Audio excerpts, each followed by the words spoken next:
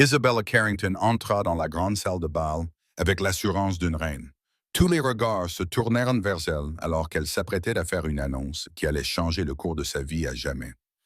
Les lustres scintillaient au-dessus de ses têtes, projetant leurs reflets sur le sol en marbre poli, tandis que l'air était imprégné du parfum des orchidées fraîchement coupées, venues tout droit d'un jardin privé en Toscane.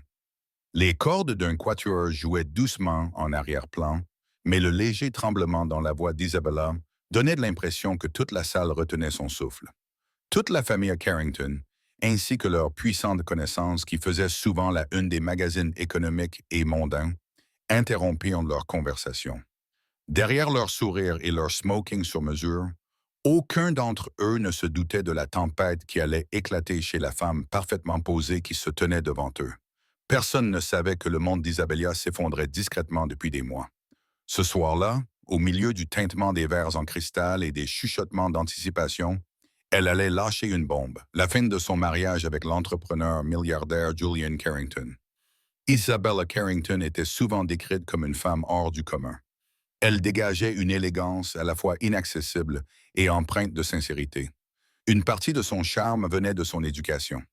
Née Isabella Hale, fille unique de deux éminences philanthropes de la région viticole du nord de la Californie, ses parents, David et Serafina Hale, avaient amassé une fortune respectable en investissant très tôt dans des projets de construction écologique avant que le marché ne se généralise. Isabella a donc grandi entourée de propriétés couvertes de lierre, de professeurs d'art privés, d'écoles préparatoires exclusives et d'été sur la côte amalfitaine. Elle a développé un amour raffiné pour les arts, s'est engagée dans des causes liées à la préservation de l'environnement et avait une grande capacité à cerner les motivations des gens. Elle a appris très tôt que les apparences soignées masquaient souvent des intentions contradictoires, une leçon qu'elle allait bientôt devoir réapprendre. À 28 ans, Isabella a rencontré Julian Carrington lors d'un gala de bienfaisance organisé par ses parents à San Francisco. Julian s'était déjà fait un nom dans le domaine des technologies. Jeune innovateur brillant et extrêmement motivé, il avait créé une plateforme révolutionnaire d'analyse de données. Grand, impeccablement habillé et rayonnant de charisme, Julian donnait à tous ceux qu'il rencontrait l'impression d'être la personne la plus importante de la pièce. Ses yeux brillaient chaque fois qu'il parlait de l'avenir, et l'intensité de ses visions touchait Isabella au plus profond d'elle-même. Il y avait entre eux une attraction magnétique, quelque chose qui ressemblait moins au destin qu'à une fatalité. Ce soir-là, ils dansèrent sous des lustres en cristal, rirent devant de minuscules foies graves et se retrouvèrent plongés dans une conversation jusqu'à bien après minuit. Le monde autour d'eux s'estompa, comme si le destin lui-même s'était mis en pause pour prendre des notes. Leur relation s'épanouit rapidement. Les parents d'Isabella ont vu le génie de Julian et ont admiré son courage. Certains murmuraient que Julian venait d'un milieu modeste, élevé par une mère célibataire dans un appartement exigu du centre-sud de Los Angeles, où ils avaient constamment du mal à joindre les deux bouts. Mais cela n'a fait qu'attiser le feu de son ambition. Il ne voulait pas seulement réussir, il voulait changer le monde, il voulait révolutionner des industries entières. Peu après leur première rencontre, la start-up de Julian, Nexora, a conclu une série d'accords importants. Les capitaux risqueurs ont afflué, le faisant passer du statut de prodige de la technologie à celui de visionnaire aux yeux des investisseurs d'élite. Des noms comme Elon Musk et Jeff Bezos étaient murmurés autour de lui, louant son génie disruptif. Ce n'était pas seulement un financement, c'était un couronnement. Julian est devenu un symbole de l'avenir, et les conseils d'administration buvaient à ses paroles. 2 ans plus tard, Isabella et Julian se sont mariés lors d'une cérémonie à couper le souffle dans la propriété de la famille Hale. Des orchidées importées d'un cultivateur renommé de Kyoto ornaient le jardin. La mariée portait une robe haute couture d'un célèbre créateur italien et le gratin de la société élitiste était présent, notamment Michelle Obama et la puissante humanitaire Laurene Powell Jobs. Le mariage fit de la une des magazines prestigieux, chacun déclarant le couple comme le nouveau couple en or de la technologie et de la philanthropie. Mais derrière les gros titres et la perfection soigneusement orchestrée, de petites fissures commençaient à apparaître, invisibles aux yeux du monde, mais pas à ceux d'Isabella. Derrière le glamour et la grandeur, le mariage portait en lui des ombres. Le magnétisme de Julian était indéniable. tout comme sa soif insatiable de réussite et de gloire. Une motivation si intense qu'elle le poussait à travailler 15 heures par jour, à voyager sans relâche à travers le monde et à prendre de plus en plus de risques dans tous les domaines de la vie. Les transactions qui l'enthousiasmaient autrefois devaient désormais être plus importantes, plus rapides, plus spectaculaires. Il ne recherchait pas seulement le succès, il était accro à la quête elle-même. Il s'est confié très tôt à Isabella. Il ne voulait pas seulement réussir. Il voulait devenir le nom incontournable dans le domaine de la technologie, éclipsant tous ceux qui l'avaient précédé. Au début, Isabella était inspirée par cette ambition sans limite. Elle pensait que cela servirait de vecteur aux causes qui leur tenaient à cœur, à savoir le financement de programmes éducatifs mondiaux et la promotion de la réforme environnementale. Mais peu à peu, elle a commencé à se sentir comme une passagère à bord d'une fusée sur laquelle elle n'avait plus aucun contrôle. À mesure que la star de Julian montait en puissance, la forteresse qu'ils avaient construite autour d'eux s'élevait également. Leur fortune combinée s'est envolée pour atteindre des milliards. Avec elle, sont arrivées des couches de conseillers, de personnel, de sécurité et d'initiés. Il devenait de plus en plus difficile de distinguer les nouveaux visages qui étaient de véritables alliés de ceux qui gravitaient simplement autour de l'influence de Julian. Même à leur propre table, Isabella se sentait parfois comme une invitée dans sa propre vie. Elle regardait des étrangers louer un homme qu'elle aimait, mais qu'elle reconnaissait à peine. Pourtant, au début de leur mariage, Isabella et Julian sont restés proches, au moins pendant ces rares moments où ils n'étaient pas en déplacement pour le travail. Leur maison, nichée au cœur d'une partie isolée de la Napa Valley, était un chef-d'œuvre, un domaine en verre étincelant avec des colonnes en pierre incurvée, conçu par un architecte primé. C'était un mélange saisissant de modernisme et d'élégance intemporelle. Elle apparaissait souvent en couverture de magazines de design et de lifestyle. De l'extérieur, les gens voyaient une forteresse de pouvoir et de beauté, mais Isabella savait que c'était l'endroit où elle errait seule la plupart du temps. Julian étant absent, elle consacrait ses journées à la philanthropie, lançant des initiatives artistiques dans les écoles locales, organisant des galas pour la lutte contre le changement climatique et défendant la sensibilisation à la santé mentale. Alors que Julian façonnait l'avenir grâce au code et au capital, Isabella essayait d'adoucir le présent par la compassion. Son intelligence, sa chaleur et son esprit de collaboration faisaient d'elle une figure très appréciée dans le monde des organisations à but non lucratif. Pourtant, il lui manquait quelque chose. L'ambition de Julian avait changé. Autrefois inébranlable, elle était désormais corrosive. Il passait de plus en plus de nuits enfoui dans des réunions à Silicon Beach, en Californie du Sud, puis s'envolait pour l'Asie ou l'Europe afin de conclure des contrats à haut risque. Les dîners romantiques qu'il partageait autrefois avec Isabella s'étaient transformés en mises à jour précipitées par email ou en baisers furtifs entre deux vols. Il y avait des nuits où elle fixait une table à moitié dressée, les bougies vacillant pour personne.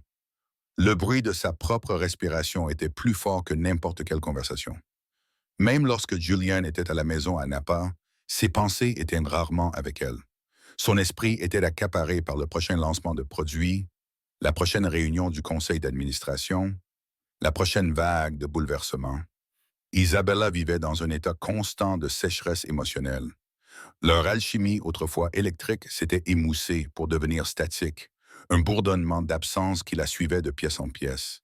Elle essayait de l'exprimer, essayait de le joindre, mais Julien, toujours prêt à tout régler, traitait ses préoccupations comme une liste de tâches à accomplir plutôt que comme un appel à la connexion. Mettons un rappel dans le calendrier pour en parler, avait-il dit un jour, avec toute la chaleur d'un rapport trimestriel. Au fil du temps, de petites fissures ont commencé à apparaître dans la confiance d'Isabella. Elle a remarqué des moments étranges où Julien baissait soudainement la voix pendant un appel ou lorsqu'un dîner informel avec des collègues s'élargissait de manière suspecte pour inclure un nombre inhabituel de collaboratrices. Il balayait ses questions avec charme, mais ce charme était devenu très mince. Pourtant, pendant des années, l'idée que quelque chose de plus sinistre se passait n'était qu'une anxiété silencieuse à la lisière de sa conscience. Elle s'accrochait à la logique, à la maternité, à la conviction que Julien ne franchirait jamais cette ligne, jusqu'à ce que le doute commence à murmurer plus fort que le réconfort. Julien n'était pas seulement son mari. Il était le père de leurs deux enfants, Ellie et Lena, et c'était une coqueluche des médias, un innovateur charismatique qui prononçait des discours passionnants lors de sommets technologiques mondiaux, affirmant que l'intelligence artificielle pouvait révolutionner l'aide humanitaire. La presse l'adorait. Le public voyait en lui un génie. Elle voyait un fantôme. Mais toute histoire parfaite finit par se défaire. L'été arriva dans la Napa Valley. Une brise tiède soufflait et le parfum des glycines en fleurs flottait dans les jardins du domaine. Isabella préparait leurs vacances familiales annuelles à Crystal Lake, une tradition qu'elle et Julian avaient instaurée des années plus tôt afin de se déconnecter et de se reconnecter. Pendant un instant, elle se permit d'espérer. Peut-être que ce voyage aiderait à combler la distance qui les séparait. Peut-être que le Julien dont elle était tombée amoureuse l'accueillerait au bord du lac. Mais le programme de Julien changea à la dernière minute. Il dit qu'une réunion d'urgence avec un nouveau partenaire commercial de Munich venait de se présenter et qu'il prendrait donc un autre vol pour les rejoindre au lac. Autrefois, Isabella aurait accepté ce changement avec calme et compréhension. Mais plus maintenant, une voix dans sa tête, plus aiguë et plus insistante, remettait en question chaque excuse. Ce n'était plus un murmure, c'était une sirène d'alarme. Cette voix s'intensifia lorsqu'elle tomba sur le téléphone de Julian qui vibrait, laissé sans surveillance dans son bureau à domicile. L'appareil, normalement protégé par la reconnaissance faciale, avait été laissé déverrouillé. Une rare négligence. Un message clignotait sur l'écran, provenant d'un contact qu'elle ne reconnaissait pas. « Tu me manques, j'ai hâte de te revoir. Salut !» Son cœur se mit à battre à tout rompre. Elle fixa l'écran, le pouls battant dans ses oreilles. Elle ne savait pas qui était A, mais l'intimité du message lui donna des frissons dans le dos. Ce n'était pas professionnel. Ce n'était pas ambigu. C'était une trahison. Tapé en 10 mots désinvoltes, un poids d'angoisse lui noua l'estomac. Elle posa le téléphone comme s'il lui brûlait les doigts et s'éloigna en tremblant. Elle posa le téléphone comme s'il était en feu et recula, l'adrénaline montant dans son sang. Au cours des jours suivants, Isabella commença à remarquer d'autres signes. Julian disparaissait pendant des heures alors qu'ils étaient censés travailler ensemble à la maison. Il recevait des SMS au milieu d'une conversation et changeait brusquement de sujet, devenant de plus en plus distant. Parfois, elle le trouvait en train de fixer son ordinateur portable, sans rien taper, perdu dans ses pensées, puis il se ressaisissait avec un sourire forcé lorsqu'il se rendait compte qu'elle l'observait. Isabella se sentait déchirée. Devait-elle le confronter directement ou continuer à préserver la fragile illusion de la normalité? Chaque mot semblait porter le poids de vérité tacite. De plus en plus, elle se sentait comme une étrangère dans son propre mariage, comme si elle hantait les couloirs d'une relation qui n'était pas officiellement morte, mais qui se décomposait silencieusement. Un soir, alors qu'elle organisait une collecte de fonds pour la santé mentale, Isabella croisa le regard de son amie de longue date, Naomi Lynn, qui savait trop bien à quel point Julian était devenu distant.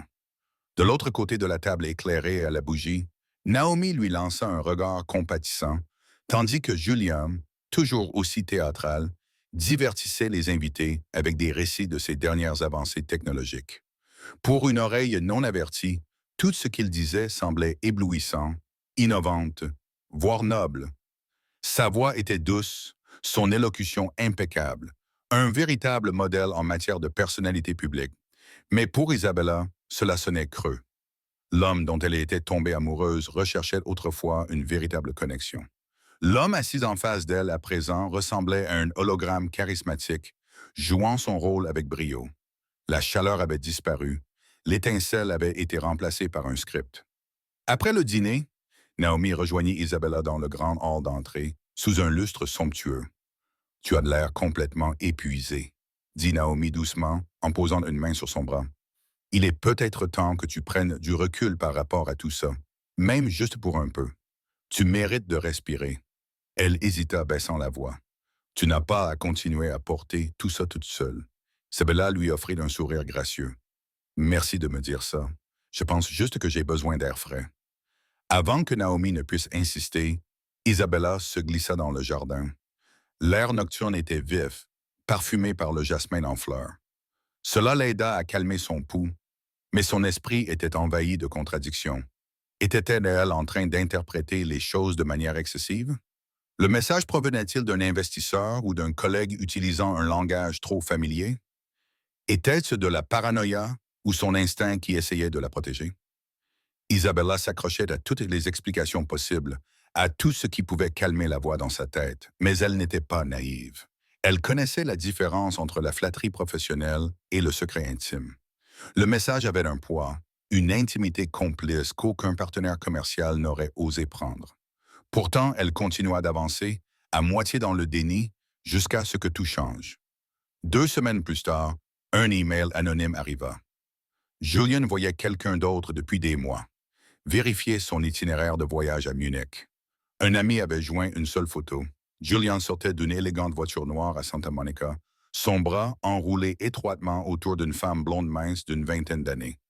Elle riait de quelque chose qu'il venait de lui murmurer, son corps penché vers lui. L'expression sur le visage de Julian n'était pas platonique. Le regard de Julian était sans équivoque. Pas platonique. Isabella sentit un poids écrasant dans sa poitrine, alors qu'elle regardait la photo encore et encore.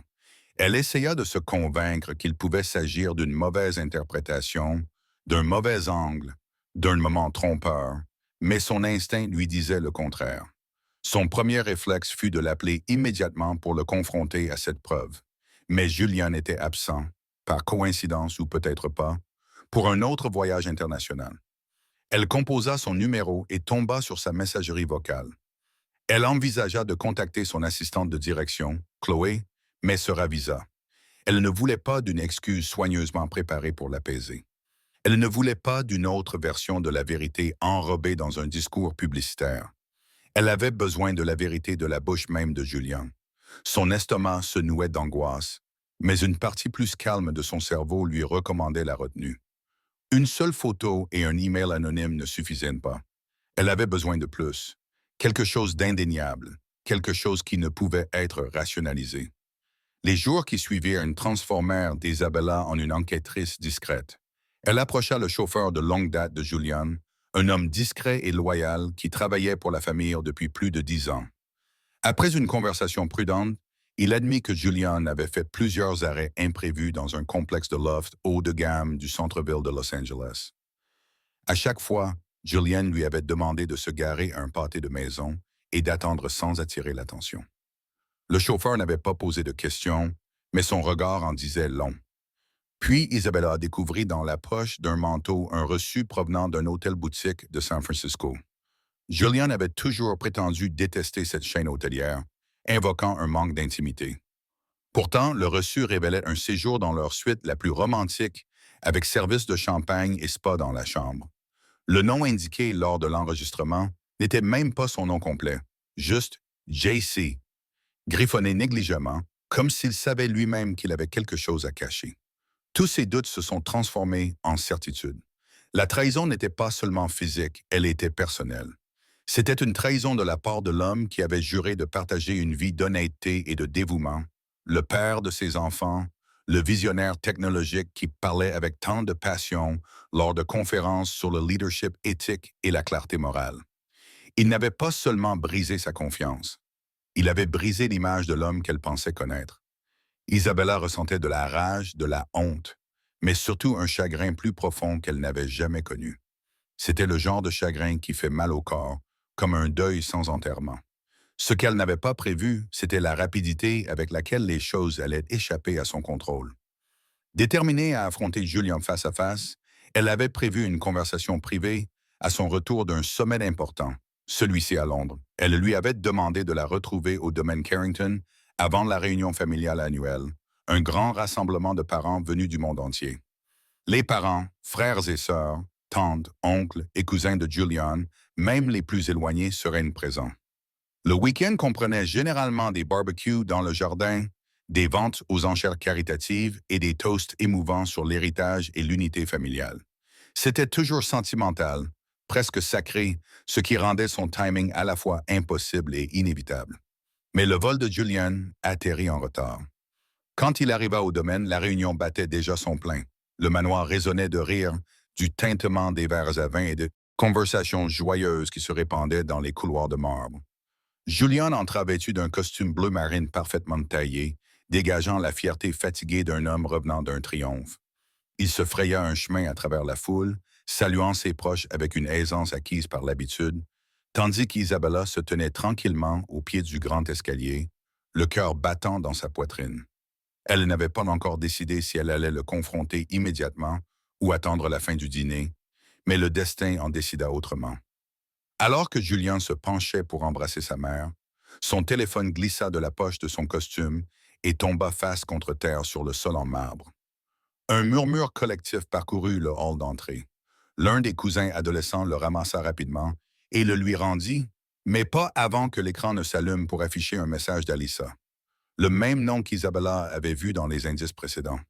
Tu as été formidable, chérie. J'ai hâte de te voir la semaine prochaine. Julien rougit. Il tripota son téléphone en riant nerveusement.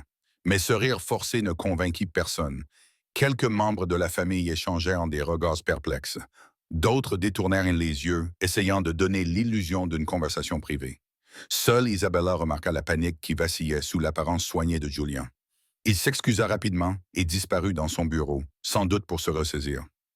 Isabella le suivit, poussée par la colère. Une fois à l'intérieur, elle referma derrière elle la lourde porte en acajou. La pièce était bordée d'étagères remplies d'éditions originales rares, dont beaucoup avaient été offertes à Julien par d'autres philanthropes. Il se tenait debout, le dos droit, sa posture trahissant sa tension. « Que veux-tu que je te dise ?» demanda-t-il enfin, la voix tendue. Isabella soutint son regard, la poitrine brûlante de douleur et d'incrédulité. « Je veux que tu me dises la vérité. Qui est-elle » Julien hésita, jetant un coup d'œil vers la porte fermée pour s'assurer qu'ils étaient seuls. Puis, comme si un mur invisible s'était effondré, la vérité commença à jaillir. Il ne nia pas, il expliqua. Elle s'appelait Alissa Madison, une stratège financière qui avait commencé à le conseiller sur l'expansion mondiale de Nexora. Selon Julian, tout avait commencé innocemment. Elle était juste une personne intelligente avec des idées utiles. Puis, lentement, les limites se sont estompées. Il a mis cela sur le compte du stress, du rythme, de l'attention, de l'adrénaline liée à un succès à haut risque. Avant même de réaliser ce qui s'était passé, il avait franchi une ligne qu'il s'était juré de ne jamais franchir. Isabella le regardait trembler, mais même dans son remords, elle ne trouvait aucune place pour la compassion. Ses aveux n'ont rien arrangé. Ils ont aggravé la blessure. Chaque mot était une nouvelle fracture dans sa confiance. Pourtant, elle se tenait droite, conservant son sang-froid, ne serait-ce que pour quelques minutes supplémentaires. À l'extérieur du bureau, le dîner familial annuel était sur le point de commencer. Le personnel s'affairait dans les couloirs, installant les tables de banquet sur la pelouse, disposant les centres de table floraux, polissant le cristal, s'assurant que chaque détail était parfait. Les couverts en argent brillaient sous la lumière du lustre et la température des vins millésimés était vérifiée. À l'extérieur, les enfants couraient dans les jardins, jouant sous l'œil vigilant des nounous, tandis que les oncles et les cousins se rassemblaient sur la terrasse, absorbés dans des débats animés sur les affaires, le sport et les projets philanthropiques. Le domaine bourdonnait d'une illusion de perfection, comme une scène méticuleusement préparée avant le lever du rideau. N'importe quel autre jour, Isabella aurait été l'hôtesse gracieuse, souriante, animant la conversation et veillant à ce que tout se passe sans accroc. Mais ce soir-là, elle se sentait comme l'actrice principale d'une tragédie qui touchait à sa fin. Ses répliques n'étaient pas écrites, mais sa détermination l'était. La vérité s'était accumulée en elle comme la pression derrière un barrage. Elle n'a pas tergiversé. Au contraire, Isabella a pris la décision d'affronter Julian publiquement, non par vengeance, mais parce que la vérité devait être révélée. Des mois de solitude, de suspicion et de chagrin silencieux l'avaient poussée à bout. Continuer à faire semblant aurait brisé son moral de manière irréparable. Elle ne pouvait pas se permettre d'être la covedette silencieuse d'une histoire fondée sur des mensonges. Elle se disait que la trahison de Julian n'était pas seulement personnelle. Elle était empreinte de tromperie, et il la portait en lui alors qu'il était entouré d'une famille qui l'adorait. Il portait un toast à son génie. Elle savait que ce toast était destiné à une version de lui qui n'existait plus. Alors que tout le monde s'installait pour le dîner, Isabella fit un signe discret au majordome en chef pour retarder le premier plat.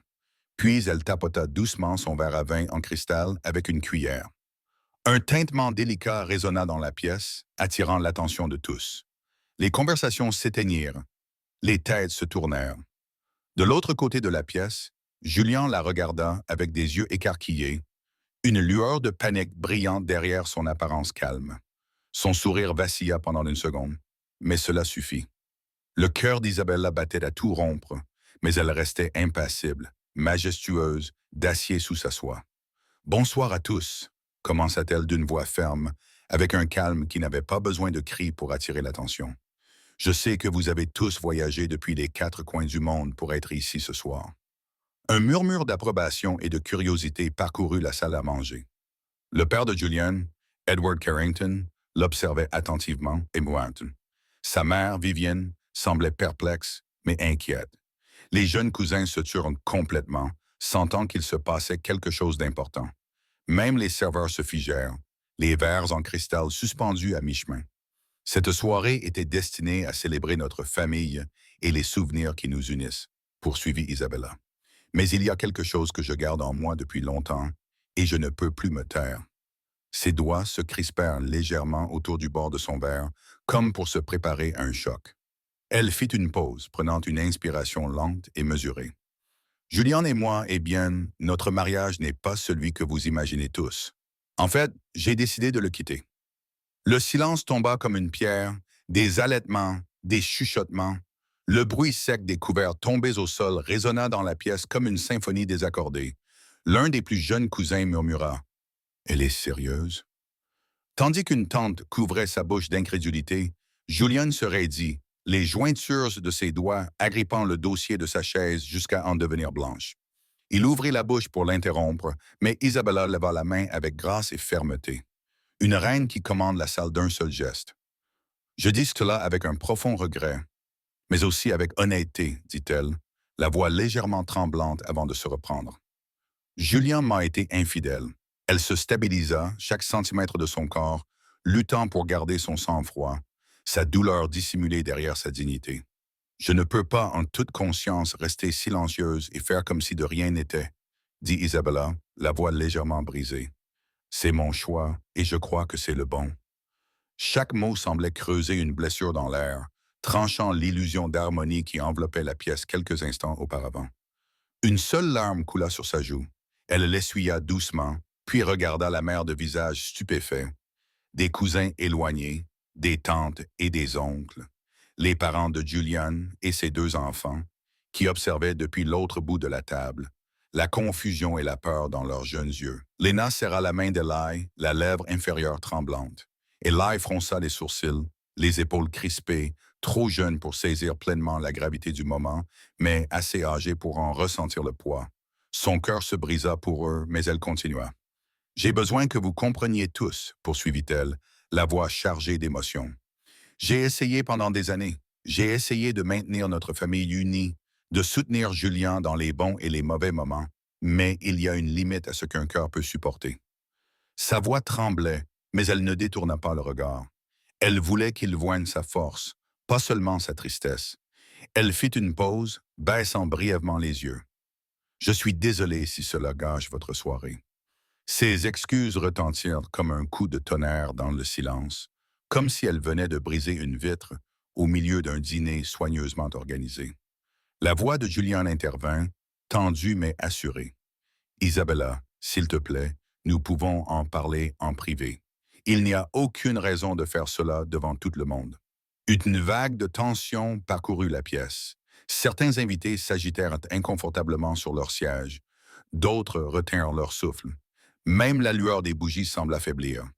Isabella se redressa, croisant son regard, les yeux vitreux de chagrin, mais le dos droit, plein de conviction. Elle n'était plus l'épouse qui essayait de sauver son mariage. Elle était la femme qui défendait sa vérité. « Je t'ai supplié de parler en privé, Julien, dit-elle. Pendant des mois, j'ai tendu la main. J'ai demandé de la franchise. J'ai attendu de l'honnêteté, mais tu m'as rejeté. Alors maintenant, j'ai fini de frapper à une porte qui ne s'ouvre pas. Sa voix ne s'éleva pas. Elle n'en avait pas besoin. Le silence qui suivit en disait plus long que n'importe quelle explosion de colère. Un murmure d'incrédulité et de sympathie parcourut l'assemblée. Edward Carrington se frotta les tempes, le visage assombri par la confusion et le regret. Vivienne porta une main tremblante à sa bouche. Les frères et sœurs de Julian échangèrent des regards stupéfaits. Au fond de la salle, Naomi Lynn, une vieille amie d'Isabella, se tenait silencieusement, les yeux remplis de larmes. C'était le moment qui allait diviser la vie d'Isabella en deux, l'avant et l'après. Le moment où l'illusion cédait la place à la lucidité, aussi douloureuse soit-elle. D'un seul geste, elle avait détruit l'image soignée qu'il s'était efforcé de maintenir. Julian semblait vide, écrasé par le poids de ses propres actes, le visage pâle, son attitude confiante s'effondrant lentement. Les lignes nettes de son costume sur mesure ne faisaient que souligner la détresse de l'homme qui se trouvait à l'intérieur. La grande salle à manger, qui quelques instants plus tôt était remplie de bavardages joyeux, résonnait désormais comme une chambre hantée. Un brouhaha de voix se mêlait dans l'air. Certains invités se précipitèrent vers Isabella pour la réconforter. D'autres se tournèrent vers Julian pour exiger des réponses. Les chuchotements se transformèrent en une vague qui se propagea à travers les générations, brisant l'héritage soigneusement préservé du nom Carrington. Le personnel de restauration resta dans la confusion, ne sachant pas s'il devait continuer ou se retirer face au naufrage émotionnel qui se déroulait en temps réel. Isabella, grisée par l'adrénaline, fit un signe de tête discret au majordome en chef. Il comprit instantanément qu'il valait mieux abandonner le dîner familial prévu. Discrètement, il commença à demander aux serveurs de distribuer de petits repas dans des pièces séparées à ceux qui souhaitaient encore manger. Isabella se retourna, à la recherche de ses enfants, Ellie et Lena. Ils jouaient dans le couloir adjacent quelques instants avant l'annonce d'Isabella, mais elle les vit maintenant debout à l'entrée du hall, les yeux écarquillés de peur. Figés, comme si quelqu'un avait mis leur enfance en pause. « Maman », dit Eli prudemment, en s'avançant.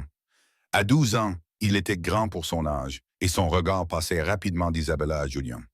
Lena, âgée de seulement 8 ans, s'accrochait fermement au bras de son frère, son petit visage tremblant au bord des larmes. Elle enfouit la moitié de son visage dans le flanc d'Eli, comme si elle essayait de disparaître.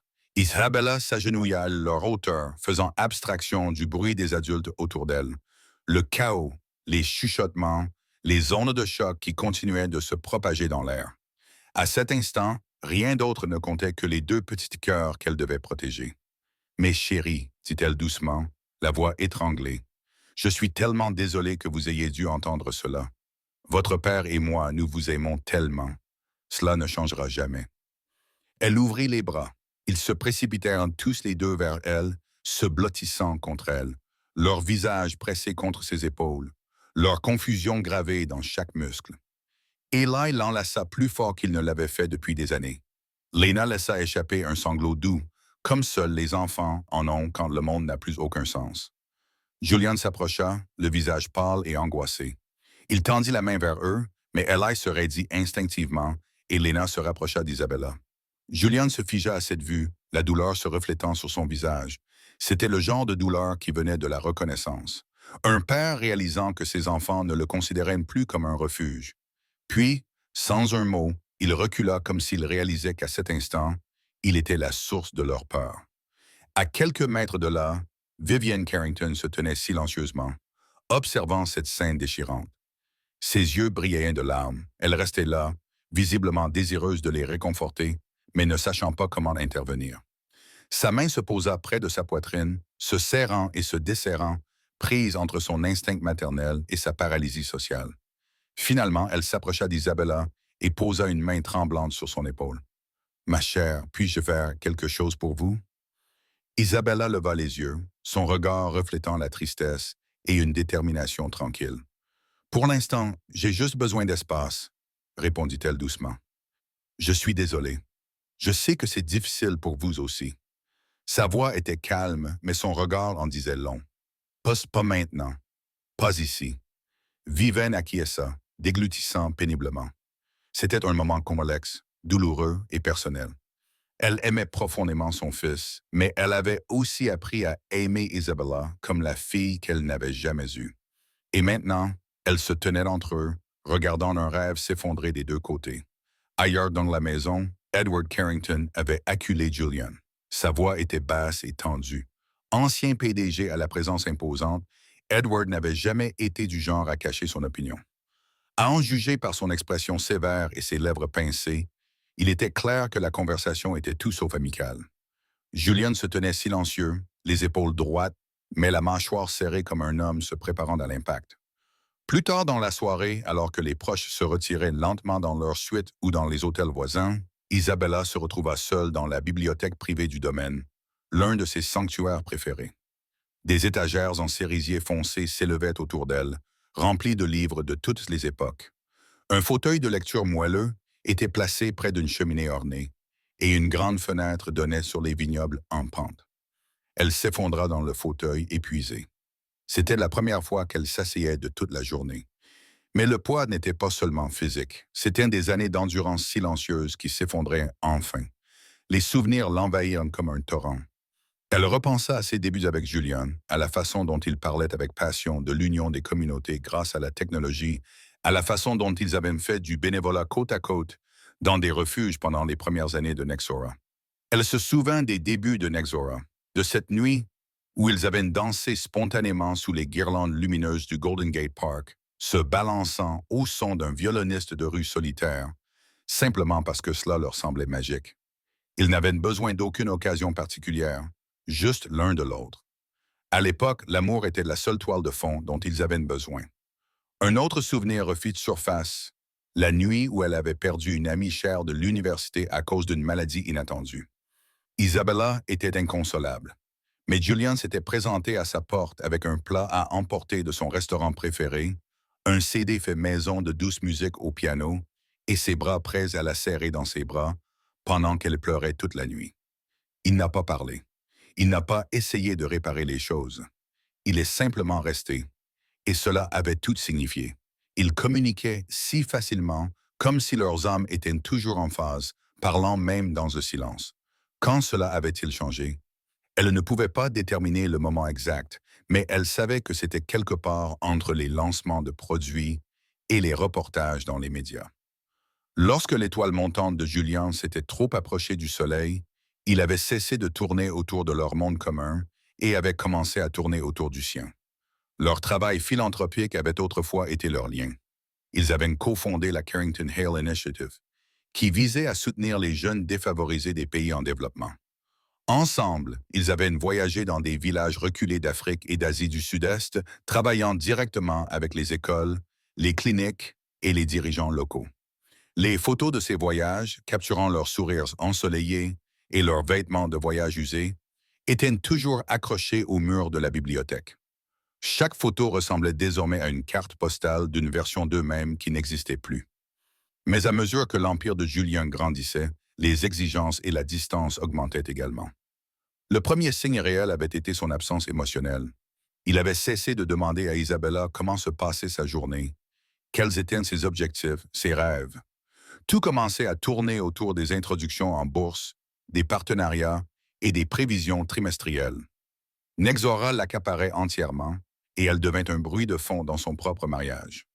Sa voix, autrefois chérie, rebondissait désormais sur les murs de la salle de réunion où il ne l'invitait plus. Elle se frotta les tempes, une vague de larmes lui montant aux yeux. Des larmes qu'elle avait lutté toute la journée pour retenir. Des larmes qui portaient le poids des années passées à se rabaisser pour les garder ensemble. Elle avait fait tant d'efforts pour les enfants, pour les souvenirs, pour l'avenir qu'ils s'étaient promis. Mais lorsqu'elle avait vu les preuves indéniables de l'adultère, la photo, les SMS, les mensonges, elle avait réalisé qu'elle était la seule à se battre encore. Elle s'accrochait à une vie qu'il avait discrètement cessé de choisir. Au bout du couloir, dans l'une des petites suites d'invités, Julien faisait les 100 pas. Sa cravate était défaite, sa veste de costume jetée négligemment sur une chaise. Il avait l'air d'un homme qui avait enfin pris conscience de l'ampleur de ce qu'il était sur le point de perdre. Son reflet dans le miroir lui semblait étranger, comme une version de lui-même qu'il n'admirait plus. Quelques heures auparavant, il était encore le magnat milliardaire de la technologie qui pouvait illuminer une pièce de son charme. À présent, la famille qu'il prétendait chérir lui glissait entre les doigts. À cause de lui. Non pas à cause d'un accident, mais à cause des milliers de choix qu'il avait faits, un moment d'égoïste après l'autre. Il fixait la barre de notification de son téléphone. Les messages non lus d'Alyssa s'accumulaient. La culpabilité lui serrait la poitrine comme un étau. D'autres messages arrivaient également, certains compatissants, d'autres exigeant des réponses. Il finit par jeter son téléphone sur le lit, incapable d'affronter les preuves numériques de sa trahison. L'écran s'éteignit, mais la honte resta vive. La voix de son père résonna dans son esprit. Tu es un imbécile, Julien. Ta mère et moi t'avons élevé dans le respect de la loyauté, de la famille. Je n'ai pas bâti un héritage pour que tu le jettes ainsi. Julien avait essayé de se défendre, mais toutes les excuses auxquelles il s'accrochait s'effondraient sous le poids de la vérité et de sa culpabilité insupportable. Il réalisa à quel point l'image publique qu'il s'était soigneusement construite était fragile. Mais plus encore, il réalisa à quel point il avait blessé Isabella, une femme qu'il considérait autrefois comme sa partenaire idéale, celle qu'il avait soutenue plus que quiconque. Un léger coup à la porte rompit le silence. Il ouvrit et trouva sa sœur, Natalie Carrington, l'une des rares personnes de la famille qui n'hésitait jamais à dire ce qu'elle pensait. Elle avait 3 ans de plus que lui, les mêmes cheveux bruns et la même prestance que Julian, mais elle avait choisi une voie plus tranquille, travaillant comme psychologue clinicienne. Elle entra, les bras croisés. « Qu'as-tu fait ?» demanda-t-elle d'une voix tranchante, empreinte de déception. Cela le frappa plus durement que n'importe quelle accusation. Julian s'effondra sur le bord du lit, enfouissant son visage dans ses mains. « Je ne sais pas, marmonna-t-il. J'ai juste tout gâché. » Nathalie se tint fermement devant lui. « Ce n'est pas une petite erreur. Tu as trahi Isabella de la pire manière qui soit. Tu risques non seulement de la perdre, mais aussi le respect de tes enfants. Es-tu vraiment prêt à perdre toute ta famille pour ça? » Julien leva les yeux, le désespoir brillant dans son regard. « Non, je ne veux pas la perdre. Je n'ai jamais voulu que ça aille aussi loin. J'ai été stupide. Alisa était une erreur que j'ai laissée durer trop longtemps. Je... » Ses mots s'évanouirent, le souffle coupé. L'expression de Nathalie s'adoucit. Elle s'assit à côté de lui et posa doucement une main sur son dos. « Il est temps que tu décides ce qui compte vraiment, dit-elle. Tu es brillant pour conclure des contrats d'1 milliard de dollars, établir des partenariats mondiaux, mais quelque part en chemin, tu as oublié comment entretenir le partenariat qui aurait dû compter le plus, ton mariage. » Les larmes montèrent aux yeux de Julien. Nathalie ne l'avait jamais vu ainsi. Et voir son frère, autrefois si posé, si invincible, s'effondrer ainsi, brisa quelque chose en elle aussi. « Que puis-je faire ?» demanda-t-il d'une voix à peine plus forte qu'un murmure, comme s'il cherchait une bouée de sauvetage. Nathalie poussa un soupir discret. « Parle-lui, et je veux dire vraiment parle-lui. Excuse-toi. Sois honnête, mais ne t'attends pas à ce qu'elle te pardonne simplement parce que tu es désolé. Tu devras lui montrer par tes actes, et non par tes paroles, que tu es prêt à changer. Et si elle veut toujours divorcer, tu devras respecter sa décision. » Il acquiesça lentement, avalant la vérité comme une pilule amère. Il était possible qu'il ait déjà trop perdu pour réparer ce qu'il avait brisé. Mais il savait une chose. Il devait essayer. Le lendemain matin, la tension régnait toujours sur le domaine des Carrington, tel un brouillard. Environ la moitié de la famille élargie choisit de partir tôt, ne voulant pas être prise dans la tourmente. Les autres restèrent, espérant soutenir discrètement Isabella ou Julian de toutes les manières possibles. Ellie et Lena avaient été emmenées chez un cousin proche, un effort discret pour les protéger du chaos qui régnait dans le domaine des Carrington. La maison, autrefois animée par les voix et les rires, était désormais plongée dans un silence inquiétant. Même les murs semblaient absorber le silence, comme s'ils avaient honte des vérités qu'ils avaient entendues. Sans surprise, Alyssa commença à appeler Julian à plusieurs reprises, lui demandant des explications dans ses messages. Il les ignora tous. Il ne savait pas quoi dire. Il n'était même pas sûr de vouloir lui parler à nouveau. Chaque sonnerie lui semblait être l'écho d'une version de lui-même à laquelle il ne voulait plus répondre. Mais au fond de lui, il connaissait déjà la vérité. Alyssa n'était pas la personne avec laquelle il voulait construire sa vie. Elle avait été un détour imprudent, égoïste, excitant et finalement destructeur. Maintenant, ce choix menaçait de détruire tout ce qui lui était vraiment cher. Il avait misé tout ce qui lui était sacré et avait perdu. Vers midi, Julian trouva enfin le courage de se rendre dans la chambre d'Isabella. Elle avait emménagé dans une suite séparée la veille au soir, un signe clair de la distance qu'elle avait désormais l'intention de maintenir. Il frappa doucement, sa voix lui parvint de l'intérieur, calme, prudente. « Entrez !» Son cœur battait à tout rompre lorsqu'il entra dans la pièce. Isabella se tenait près de la grande fenêtre, vêtue simplement d'un chemisier blanc et d'un pantalon en hindou. Ses yeux étaient cernés de fatigue. Sa peau était pâle à cause du manque de sommeil. Et pourtant, même dans sa fragilité, elle dégageait une dignité calme qui fit s'arrêter Julia net. Elle n'était pas brisée. Elle était transformée, blessée, mais entière. Elle ressemblait à la femme dont il était tombé amoureux il y a toutes ces années. « Je suis désolé », dit-il d'une voix tremblante. Le poids de ces mots emplit la pièce comme un brouillard. C'était la première chose honnête qu'il lui disait depuis des semaines, et la plus inutile. « Je sais que je ne mérite pas de te demander quoi que ce soit, » poursuivit-il, « mais j'ai besoin que tu le saches. Je suis désolé pour les mensonges, pour la trahison, pour la douleur que j'ai causée. » Isabella ne se retourna pas. Son regard resta fixé sur les vignobles qui s'étendaient au-delà du domaine. La même vue dont il rêvait autrefois, mais qui ne représentait plus qu'une distance infranchissable entre ce qu'ils étaient et ce qu'ils étaient devenus. « Tu aurais dû y penser avant, » dit-elle d'une voix baissée et creuse. « Je ne veux plus d'excuses, Julian. Pour l'instant, je veux juste trouver comment aller de l'avant pour le bien de l'enfant. » Julian eut le souffle coupé. Il s'était préparé à la colère, au chagrin, mais pas à cette lucidité tranquille. « Je comprends, et je le mérite, dit-il. Mais avant d'aller plus loin, tu dois savoir une chose. Ma relation avec Alyssa, c'est fini. » Isabella se tourna enfin vers lui, les yeux brillants de larmes contenues. Elle ne broncha pas. Elle ne s'adoucit pas. Elle se contenta de le fixer du regard. Le poids de tout ce qu'il avait détruit lui revint en pleine figure. « C'est fini parce que tu t'es fait prendre ?» demanda-t-elle doucement. « Ou parce que tu as réalisé que c'était mal ?» La question le transperça comme une lame. Julian ferma les yeux, sa culpabilité montant dans sa poitrine comme une vague. « J'ai été égoïste et stupide, admit-il. Je me suis laissé emporter. L'attention, l'adrénaline.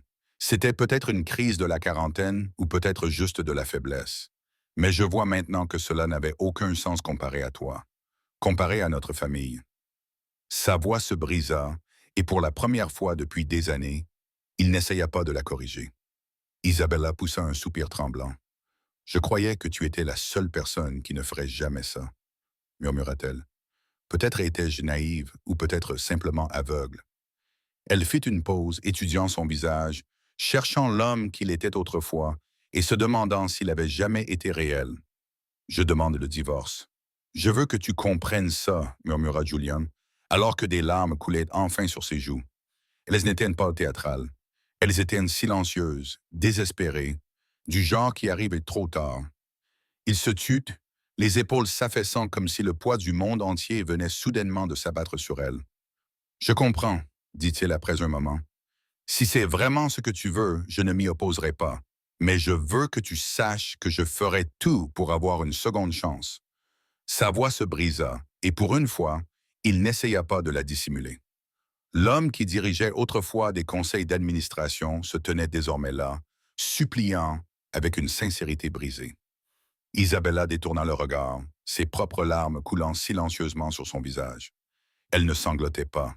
Elle ne parlait pas, mais son silence exprimait tout ce qu'elle avait perdu. « Je ne sais pas si je pourrais te faire confiance à nouveau, » dit-elle, la voix brisée. « Toutes ces années, j'ai cru en ton intégrité, en tes valeurs, en ton sens du bien et du mal. Et découvrir que tu as entretenu un mensonge comme celui-ci pendant des mois. » Elle secoua la tête comme pour chasser physiquement l'image de l'homme qu'elle croyait connaître. « C'est trop. » Julian acquiesça, luttant pour ravaler la douleur qui montait dans sa gorge. « Je respecterai ta décision, dit-il. Quel que soit ton choix, je coopérerai. Mais Isabella, s'il y a la moindre chance que tu me pardonnes un jour, je te promets que je travaillerai chaque jour pour prouver que je le mérite. » Chaque mot sortait de sa bouche comme une confession, dépouillée de charme, dépouillée d'ego, juste un regret brut et sans filtre. Pendant une fraction de seconde, l'expression d'Isabella s'adoucit, laissant entrevoir l'amour qui subsistait sous la douleur. Mais sa voix resta ferme. « Tu dois partir. » Elle se retourna vers la même fenêtre où elle se tenait autrefois, attendant son retour à la maison. Maintenant, c'était l'endroit où elle se tenait pour le renvoyer. Il de temps seul pour réfléchir. Les enfants vont rentrer plus tard, et je dois trouver comment leur expliquer tout ça. Julian acquiesça à nouveau, cette fois sans un mot. Il savait que toute tentative supplémentaire pour la supplier ne ferait qu'aggraver la fracture. Et même si chaque fibre de son être voulait la retenir, la supplier de ne pas demander le divorce, il comprenait la cruelle ironie de la situation. L'homme qui avait passé sa vie à résoudre des problèmes, à surmonter des obstacles insurmontables, à conclure des contrats de plusieurs milliards de dollars, se trouvait désormais complètement impuissant. Impuissant à réparer ce qu'il avait brisé et impuissant face à la seule chose qu'il ne pouvait négocier, la confiance. Julian n'avait même pas commencé à réfléchir à la suite des événements lorsqu'une visiteuse inattendue arriva aux portes du domaine Carrington. Alisa Madison. Elle portait un blazer noir élégant et une jupe sur mesure. Elle l'avait toute d'une consultante financière raffinée. Malgré la tension évidente qui régnait autour du domaine, elle semblait calme, presque imperturbable, comme si elle n'était pas consciente ou refusait d'accepter les dégâts qu'elle avait causés. L'équipe de sécurité l'a reconnue pour l'avoir déjà vue lors de précédentes visites avec Julian et, après avoir échangé des regards incertains, la laissa entrer non sans hésitation. Elle s'approcha de l'entrée principale avec détermination, ignorant les regards lasses du personnel de maison. Les rumeurs avaient déjà circulé parmi eux. Ils savaient qui elle était et pourquoi elle était venue. Alisa, cependant, semblait imperturbable. Elle leva le menton avec défi en entrant dans le hall en marbre. Telle une tempête en talons hauts, invitée et indifférente, elle aperçut Julian descendant le grand escalier. Une tempête d'émotions balayait son visage. Choc, colère, culpabilité. L'homme qui dégageait autrefois une grande maîtrise de soi semblait désormais se préparer à l'impact. Il s'avança vers elle, la voix basse et prudente. « Que fais-tu ici? »« Je dois te parler, » répondit Alisa d'un ton sec et froid. « Tu n'as répondu à aucun de mes appels. J'ai entendu ce qui s'est passé hier soir. » Sa voix était calme, mais ses yeux brûlaient, non pas de tristesse, mais de légitimité. Elle expira bruyamment. « Toute la famille est au courant maintenant, n'est-ce pas? » Les yeux de Julian s'embrasèrent. « Un drame? Tu penses que ce n'est qu'un drame? » s'écria-t-il. « Toute ma famille est en train de se déchirer à cause de nous. » Sa voix tremblait de rage contenue contre elle, contre lui-même, contre le désordre qu'il ne pouvait plus contenir.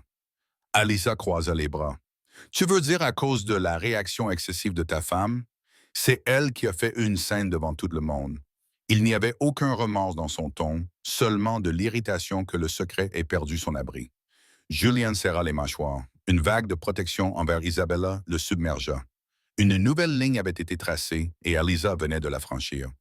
Ne t'avise pas de lui en vouloir. Elle a tout à fait le droit d'être en colère. Nous lui avons menti. Tous les deux, à la Saricana. Tu me fais passer pour la méchante. Tu m'as dit toi-même qu'Isabella ne te comprenait plus, que votre mariage était déjà mort. La culpabilité transperça la poitrine de Julian. Chaque mot résonnait comme une gifle, lui rappelant à haute voix sa propre faiblesse passée. Oui, il avait dit ces choses dans des moments de faiblesse, cherchant du réconfort ou une échappatoire. Mais maintenant, ces mots lui semblaient être des armes retournées contre lui. « Peu importe ce que j'ai dit, » répondit-il. « La vérité, c'est que je lui ai fait une promesse et que je l'ai rompue. C'est ma faute. » Il inspira brusquement. « C'est fini. Je ne peux pas continuer comme ça. » Le visage d'Alisa se déforma, mélange d'incrédulité et de fureur. Le masque de calme qu'elle arborait se brisa, révélant quelque chose de plus instable en dessous. « Alors c'est ça, » dit-elle sèchement. « Tu détruis ton mariage et maintenant tu m'abandonnes aussi. » Julian soupira, submergé par une vague d'épuisement. Son corps s'affaissa légèrement, comme écrasé par la prise de conscience qu'il n'y avait pas d'issue honorable. « Je suis désolé, dit-il, je n'aurais jamais dû laisser cela arriver. » Sa voix était creuse, dépourvue de charme, dépourvue d'excuses. Les yeux d'Elisa s'embrasèrent. « Tu ne peux pas simplement me laisser tomber, Julian. Je me suis investi émotionnellement et professionnellement dans cette relation. Comprends-tu seulement ce que cela signifie? » Julian se pinça l'arête du nez, une douleur sourde se formant déjà derrière ses yeux. « Je veillerai à ce que ta réputation professionnelle ne soit pas affectée, » dit-il calmement. « Si tu as besoin de références ou s'il y a un poste chez Nexora qu'elle le coupa, la voix lourde de sarcasme. « Oh, quelle générosité! Merci pour l'offre d'emploi, Julian, mais je ne suis pas venu ici pour une promotion. » Ces mots étaient empreints de venin, Mais derrière eux, une lueur de douleur transparaissait, masquée par la rage. Elle s'approcha, la voix tendue. Toi et moi avions quelque chose de réel, et maintenant tu me jettes simplement parce que cela ne t'arrange pas. Sa voix se brisa légèrement, juste assez pour révéler qu'il ne s'agissait pas seulement de pouvoir, il s'agissait de rejet. Julien prit une lente et profonde inspiration. « Je ne te jette pas, dit-il d'une voix ferme. Je fais la seule chose possible. Je ne peux pas continuer ainsi, dit Julien doucement. Je ne peux pas continuer à entretenir une relation fondée sur des mensonges. Sa voix était calme, mais derrière ces mots se cachait un homme en train de s'effondrer, non pas à cause de la colère, mais à cause de la lucidité. La tension dans l'air était suffocante. Alissa le fixait, sa fureur mêlée à la douleur. Pendant une fraction de seconde, elle eut l'air sur le point de pleurer. Sa lèvre inférieure trembla, mais elle la mordit rapidement, s'efforçant de ne pas montrer sa faiblesse. Mais son visage se durcit. « Très bien, dit-elle sèchement. Si c'est ainsi que tu veux jouer, ne t'attende pas à ce que je reste silencieuse si Isabella rend tout cela public. » Elle plissa les yeux. Il y avait maintenant du venin dans son regard et quelque chose d'encore plus dangereux. De la rancœur. « N'oublie pas, Julian, j'en sais long sur tes affaires. » La menace était claire et elle terrifiait Julian, non pas parce qu'il avait quelque chose de répréhensible à cacher. Il s'était toujours enorgueilli d'être agressif, mais éthique. Mais l'éthique n'avait aucune importance dans les gros titres. Ce qui comptait, c'était la perception. Ce qui l'inquiétait, c'était le préjudice qu'un scandale public pourrait causer, non pas à lui, mais à Isabella et, plus important encore, à leurs enfants. Il pourrait surmonter la tempête. Mais Ellie et Lena le pourraient-ils? Le monde déjà meurtri d'Isabella pourrait-il encaisser un autre coup?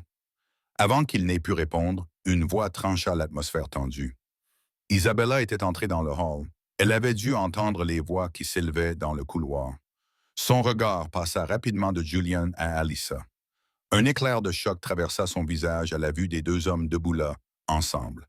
Puis elle se redressa, calme, imposante, telle une reine entrant sur un champ de bataille qu'elle n'avait pas choisi, mais qu'elle gagnerait quoi qu'il arrive. « Vous devez être Alissa, » dit Isabella froidement. Son ton était glacial, mais impeccablement maîtrisé. « Je vous suggère de partir. Ce n'est ni le moment ni l'endroit. » Alissa la fixa du regard pendant un instant. Personne ne bougea. Le silence entre elles crépitait comme un fil électrique. Deux femmes se tenaient de part et d'autre d'un monde brisé, et seule l'une d'elles détenait désormais le pouvoir. Puis, reconnaissant peut-être la force inébranlable dans les yeux d'Isabella, Alissa expira brusquement. Sans un mot, elle fit demi-tour et sortit de la maison. Ses talons résonnaient avec défi, mais son départ sentait la défaite. Julian songea à la suivre pour empêcher la situation de s'aggraver. Mais un regard sur le visage d'Isabella, tiré, pâle, débordant d'une douleur silencieuse, le maintint cloué sur place. Elle n'avait pas besoin qu'il suive qui que ce soit. Elle avait besoin qu'il cesse enfin de fuir. Ils restèrent silencieux jusqu'à ce que le bruit des talons d'Alissa sur le sol en marbre s'estompe complètement. Isabella ferma les yeux comme pour rassembler ses dernières forces. « Rende-moi service, » dit-elle doucement, en croisant le regard de Julian. « Fais tes valises et pars. J'ai besoin d'être seul dans cette maison pendant un certain temps. J'ai besoin de réfléchir sans toi ici. » Julian ouvrit la bouche pour protester. Peut-être pour proposer de rester dans l'aile est, mais la douleur dans ses yeux le réduisit au silence. C'était le regard de quelqu'un qui s'accrochait à un fil. Et lui était les ciseaux. « D'accord, dit-il doucement. Je vais partir, mais si tu as besoin de quoi que ce soit... » Elle secoua la tête avant qu'il n'ait pu finir. Sans un mot, elle se retourna et disparut dans le couloir. Julian resta là, la regardant s'évanouir dans les ombres du domaine Carrington, réalisant que c'était peut-être la dernière fois qu'il la voyait sous le même toit. La maison qu'ils avaient construite était devenue son refuge et son exil. Dans les semaines qui suivirent, la vie devint un tourbillon de réunions juridiques, de négociations pour la garde des enfants et d'une attention publique implacable. Les médias avaient eu vent de la liaison et de l'annonce dramatique d'Isabella. Bien qu'aucun détail officiel n'ait été divulgué, les rumeurs se répandirent rapidement. Isabella refusa de s'engager dans quoi que ce soit.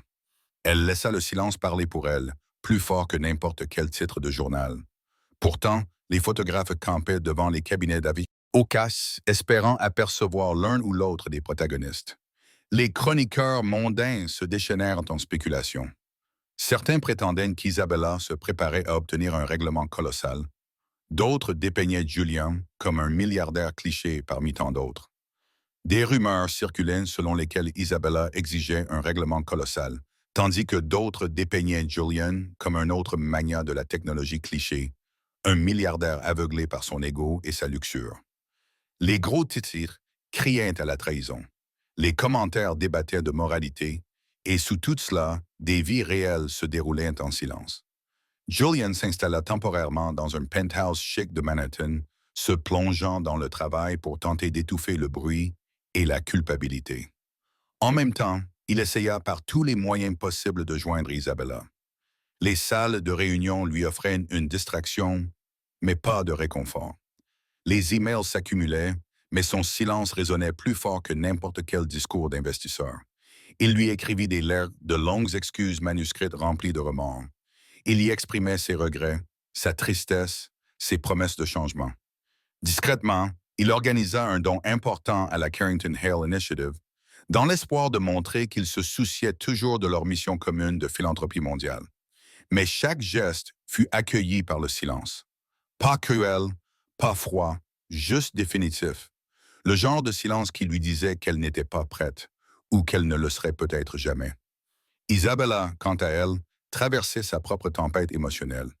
Elle avait engagé un avocat spécialisé dans les divorces, réputé pour protéger les intérêts des femmes célèbres et garantir l'avenir de leurs enfants. Chaque jour était comme une marche sur la corde raide entre le chagrin et le devoir.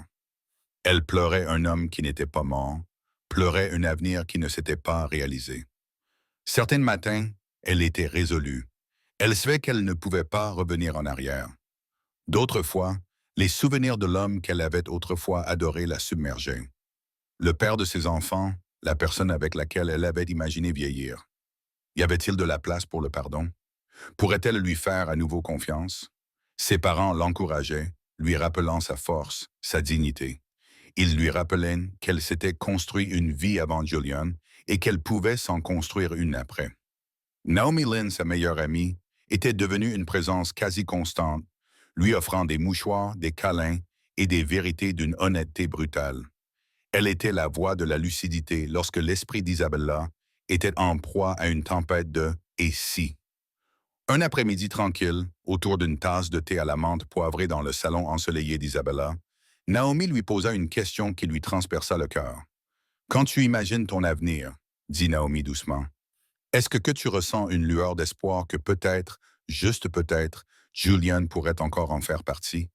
Ou est-ce que cette pensée te fait trop mal? » Isabella fixa le thé tourbillonnant, comme si la réponse pouvait surgir de la vapeur.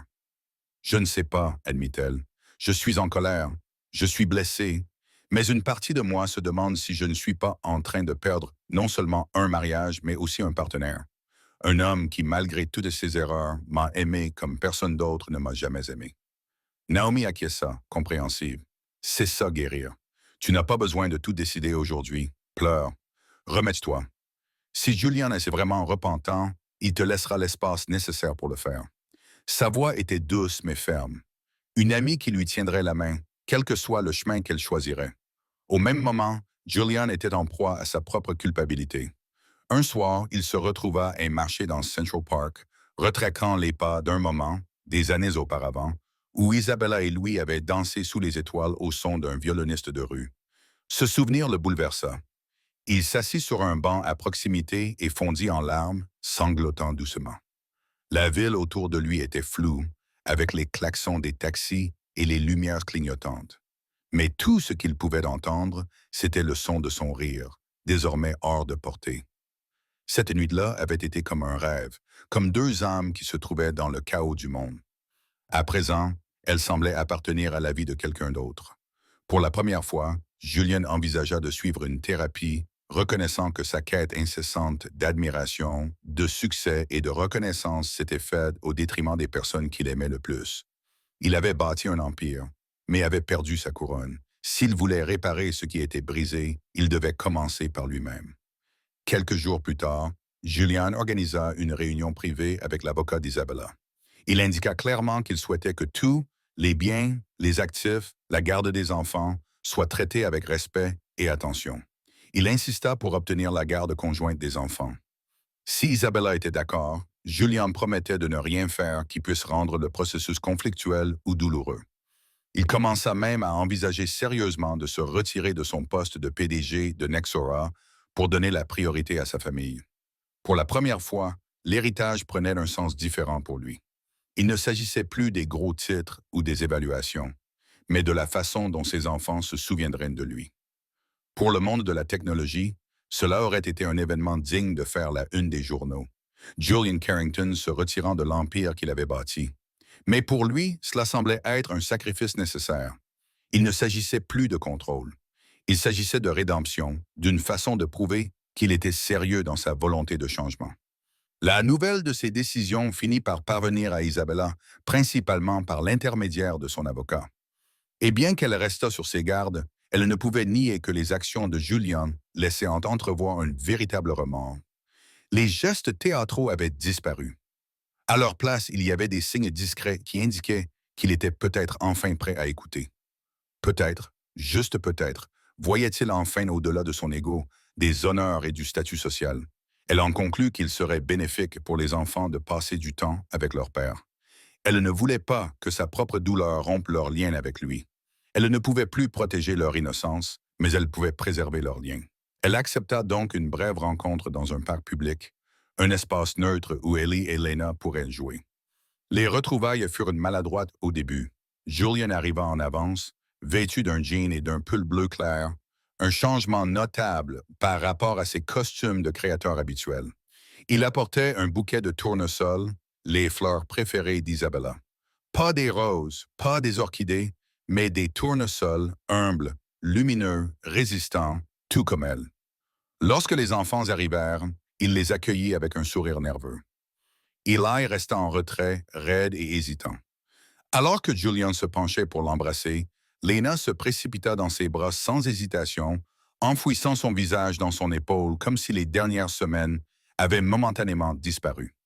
Julian la serra contre lui comme un homme serrant quelque chose de fragile et de sacré. Sachant qu'il n'aurait peut-être pas d'autre chance, Isabella observait la scène à distance, la poitrine serrée. Ce spectacle était à la fois doux et douloureux. Julian croisa son regard à travers le parc. Lentement, il s'avança vers elle et lui tendit les tournesols avec une sincérité tranquille. « Merci, dit-il doucement, de m'avoir permis de les voir. Ils sont tout pour moi, tout comme toi, Isabella. » Elle accepta le bouquet, les lèvres serrées, luttant contre l'émotion. Ses doigts tremblaient autour des tiges, mais elle ne lâcha pas prise. « Pas encore. Je fais cela pour eux, » répondit-elle d'une voix tremblante. « Tu leur manques. » Julian acquiesça. « Ils me manquent et tu me manques plus que je ne peux le dire. Je sais que les mots ne suffisent pas, mais je travaille à chaque jour pour devenir l'homme en qui tu croyais autrefois. » Son ton n'était pas raffiné. Il était brut, et c'est surtout cela qui la fit hésiter. Ils parlèrent encore un moment, échangeant des mots prudents, tandis que les enfants jouaient sur les balançoires à proximité. C'était le début, fragile, hésitant, de quelque chose qui pourrait un jour ressembler à une guérison. Pas une réunion, pas une réconciliation, mais une possibilité. Cette nuit-là, Isabella resta éveillée, repassant tout dans sa tête. Parfois, le divorce est net, une rupture définitive d'un lien qui ne peut plus être sauvé. D'autres fois, c'est plus compliqué. Il devient un miroir, un règlement de compte, une poussée vers une transformation personnelle et un test pour savoir si l'amour peut survivre à la ruine qu'il ne méritait pas. Julian pouvait-il vraiment changer? Pouvait-il reconstruire ce qu'il avait détruit? Ou était-il tout simplement trop tard? Dans les mois qui suivirent, Julian s'est engagé à suivre une thérapie. Il s'est retiré des opérations quotidiennes de Nexora et s'est consacré à montrer à Isabella, non pas par de grands gestes, mais par des actions discrètes et constantes, qu'il était sérieux dans sa volonté de donner la priorité à sa famille. Il ne se battait plus pour obtenir son pardon. Il y travaillait petit à petit, à pas invisibles.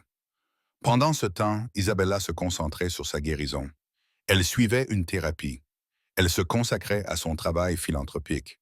Elle a continué à reprendre des forces et à retrouver sa lucidité. Elle n'a pas attendu que les choses se terminent. Elle a créé elle-même la conclusion. La procédure de divorce a avancé lentement, avec prudence. Son avocat s'est assuré que tous les aspects de la pension alimentaire et du partage des biens avaient été négociés de manière équitable. Mais quelque chose a changé le jour où Isabella a accepté avec prudence de participer à une séance de thérapie familiale avec Julien. Contre toute attente, les vieilles blessures ont commencé à cicatriser. Pas rapidement, pas complètement, mais progressivement. Au cours de ces séances, elle a commencé à voir Julian non pas comme le PDG raffiné ou l'homme qui l'avait trahi, mais comme quelqu'un d'imparfait, plein de remords et essayant sincèrement de réparer ce qu'il avait brisé. Le jour où l'avocat d'Isabella lui a apporté les documents finaux du divorce pour qu'elle les signe, elle est restée assise en silence pendant plusieurs minutes. Les papiers devant elle, elle a hésité. Des souvenirs remontèrent à la surface. Julian avait autrefois été son meilleur ami, pas seulement son mari. Les rires, les conversations tardives, le soutien tacite pendant les débuts chaotiques de la création de Nexora. Cette besace pouvait-elle être reconstruite? Pas comme avant, trop de choses avaient changé, mais peut-être que quelque chose de nouveau pourrait naître des ruines.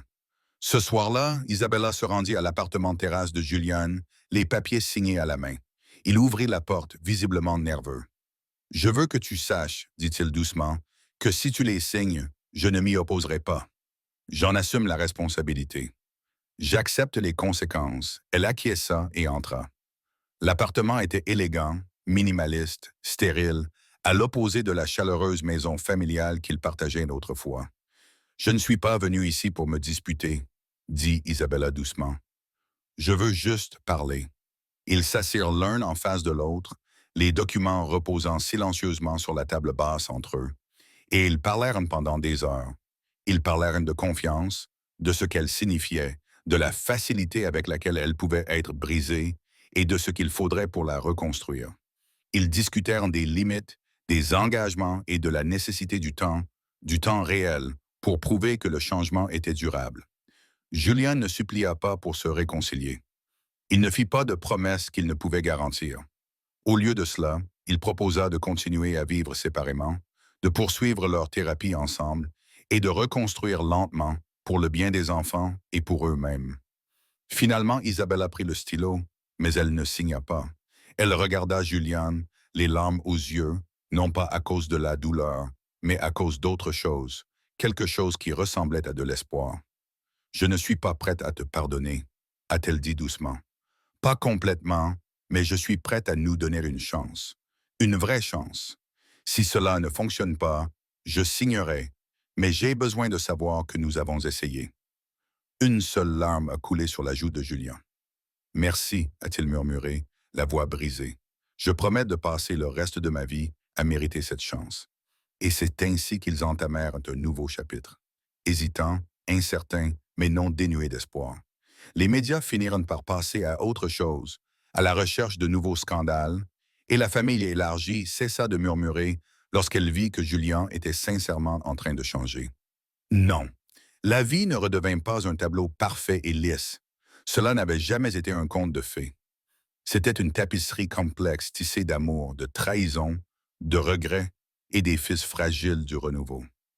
Pourtant, grâce à leur persévérance, à leur sincérité et à leur engagement indéfectible envers leurs enfants, Julien et Isabella se sont retrouvés sur un chemin qu'ils n'auraient jamais cru possible. Un chemin où même la confiance brisée pouvait être reconstruite. Lentement, douloureusement, un jour honnête après l'autre. Leur histoire se terminerait-elle par une réconciliation totale ou par la certitude qu'ils étaient mieux séparés? Seul le temps me le dirait, mais pour l'instant, l'espoir suffisait. Merci de m'avoir accompagné dans ce voyage émotionnel fait d'amour, de trahison et de rédemption potentielle dans lequel la femme a annoncé son divorce devant toute la famille et le mari milliardaire infidèle a paniqué. Cette histoire nous rappelle que même les vies les plus riches et les images les plus glamour peuvent s'effondrer à cause d'un seul acte de trahison. Et pourtant, si l'amour qui se cache derrière tout cela est réel, il existe peut-être encore un chemin vers la guérison. Que ce couple retrouve le chemin l'un vers l'autre ou trouve la force de se séparer, ce qui importe le plus, c'est le courage d'affronter la vérité, d'assumer pleinement ses responsabilités et de s'engager à changer véritablement et durablement.